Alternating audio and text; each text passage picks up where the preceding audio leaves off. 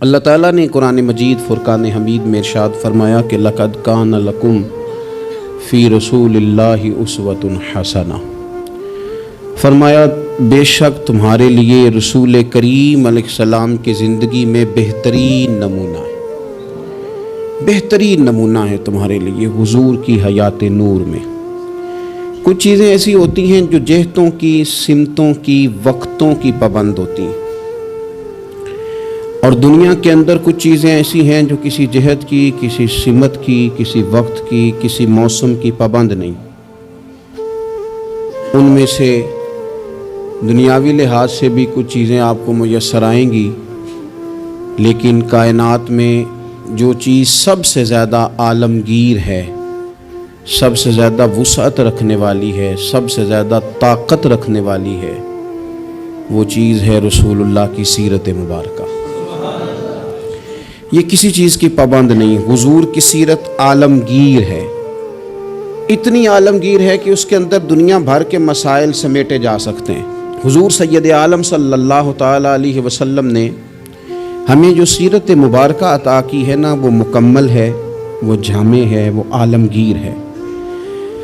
وہ کسی ایک ہستی کے یا ایک بڑی شخصیت کے اقوال نہیں ہیں، بلکہ جو حضور کی سیرت مبارکہ ہے نا، وہ امام الانبیاء کی سیرت مبارکہ ہے۔ تمام انبیاء کرام کے جو کمالات ہیں اللہ تعالیٰ نے نبی کریم علیہ السلام کے اندر جمع فرما دیے۔ حضور کی سیرت اس کی جامع ہے، اور اس کی جامع کیفیت میں وہ سیرت ہمارے پاس پوری طرح محفوظ ہے۔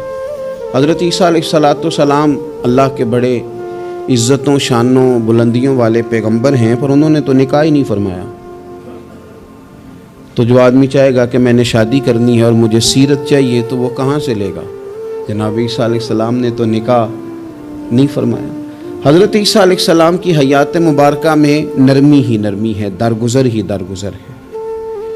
اور ایک حیات مبارکہ ہے حضرت موسیٰ کلیم اللہ کی، جس میں جلال ہی جلال ہے، جس میں جلال ہی جلال ہے۔ اس چیز کو بھی بعض لوگ سمجھنا چاہیے کہ ہر جہت کی خوبصورتی کی، ہر پھول کی اپنی اپنی خوشبو ہوتی ہے، اور سارے پھول ملیں تو پھر گلدستہ بنتا ہے۔ تو اس لیے حضرت موسیٰ علیہ السلام کی حیات مبارکہ میں جلال ہی جلال ہے، لیکن رسول کریم صلی اللہ علیہ وسلم کی حیات نور آپ دیکھیں گے تو حضور نے تلوار اٹھائی میدان میں، حالات کچھ اور طرح کے تھے، تو جناب ابو سفیان رضی اللہ تعالیٰ عنہ کہتے ہیں میں نے کہا حضور تھوڑا سا پیچھے ہٹا جائے، معاملات کو دیکھا جائے۔ فرمایا نہیں بھائی، میں نبی ہوں، بات یہ بھی سچی ہے، اور میں عبد المطلب کا پوتا ہوں، بات یہ بھی سچی ہے۔ اب پیچھے نہیں ہٹنا، اب آگے چلنا۔ ایک معاملہ یہاں ہے، اور ایک معاملہ مقام حدیبیہ پہ ہے۔ حضور نے خود فرمایا کہ ہم عمرہ کے لیے جا رہے ہیں، لیکن جب وہاں حالات کا رخ کچھ اور دیکھا، اور حضرت عمر جیسے لوگ کھڑے ہو کے کہہ رہے تھے کہ یا رسول اللہ ہم کیوں دب کے صلح کریں، آپ بھی سچے، قرآن بھی سچا، اسلام بھی سچا۔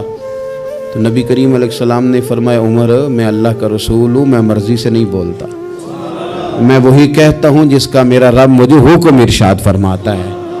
تم اس کو دبی ہوئی صلح نہ سمجھو، تم اسے فتح مبین ہی سمجھو۔ تو پھر وہ فتح مبین کی صورت میں سامنے آئی وہ چیز، اور وہی صلح حدیبیہ جس پر بہت سارے لوگ کلام کر رہے تھے، وہی فتح مکہ کا سبب بن گئی، وہی دروازہ کھلا بعد میں فتح مکہ کا۔ تو نبی پاک علیہ السلام کی سیرت میں آپ کو ہر چیز میسر آئے گی، لیکن کچھ چیزیں زیادہ نمایاں ہیں، ان میں آپ کو زیادہ وضاحت اور زیادہ دلالت میسر آتی ہے۔ ان میں سے آپ دیکھیں حضور علیہ السلام مالک و مختار ہیں اللہ کے خزانوں کے باذن اللہ تعالی۔ حضور سید الانبیاء ہیں، سید الرسل ہیں، اللہ نے اپنے محبوب کو غیب کے خزانوں کی کنجیاں دی ہیں۔ سرور کائنات امام الانبیاء ہیں۔ حضور علیہ السلام کو اللہ تبارک و تعالی نے بے پناہ عظمتیں دیں، صبح قیامت لواء الحمد کا جھنڈا اللہ دے گا۔ لیکن میرے بھائی، سب سے پہلے بلا حضور کی کون سی صفت دنیا کے سامنے آئی؟ سب سے پہلے جس نام سے لوگوں نے نبی پاک کو جانا وہ کہ حضور کا صادق اور امین ہونا، کہ حضور سچے بڑے ہیں۔ نبی پاک صلی اللہ علیہ وسلم، ان کی زبان نور سے کبھی کوئی کلمہ ایسا جو خلاف واقعہ ہو نکلا حضور سچے ہیں، حضور سچے ہیں، نبی پاک نے جو کہہ دیا سو کہہ دیا، حضور اپنے وعدوں کے پکے ہیں، رسول پاک بات کے یہ سب سے پہلے صادق اور امین ہونا نبی پاک کا، میرے نبی پاک صلی اللہ تعالی علیہ وآلہ وسلم کی صداقت کا، حضور علیہ السلام کی زبان کی صفائی کا یہ عالم تھا کہ جب مسلمان نجاشی بادشاہ کے پاس پہنچ گئے، پہلی ہجرت جو ہجرت حبشہ کے نام سے موسوم ہے وہ ہجرت ہوئی، حضور سید عالم صلی اللہ علیہ وسلم کے غلام وہاں پہنچے تو انہوں نے وہاں شکایات بھیجی، اور جب شکایات وہاں پہنچ گئیں تو